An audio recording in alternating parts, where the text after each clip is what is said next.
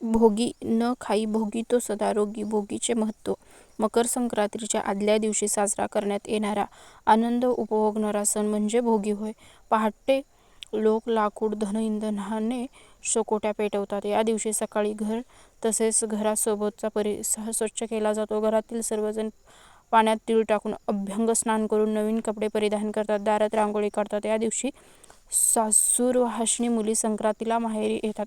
इंद्रदेवाची पूजा केली जाते. इंद्रदेवाने आपल्या धर्तीवर उदंड पिके पिकवतात. ते वर्षानुवर्षे पुढेही पिकवत राहात अशी प्रार्थना भोगीच्या दिवशी केली जाते. तीळ लावून बाजरीच्या भाकरी करण्याची परंपरा आहे. हिवाळ्याच्या मोसमात सर्व प्रकारच्या भाज्या येतात. शेतात नवीन बहार आलेला असतो. शेतात पिकलेल्या सर्व प्रकारच्या भाज्या हरभरा, पावटा, घेवडा, वांगी, गाजर, कांद्याची पात, शेंगदाणा, वाटाणा, चाकवत, फ्लॉवर्स इत्यादी एकत्र करून भोगीची भाजी तिळाला कूट लावून बनवतात.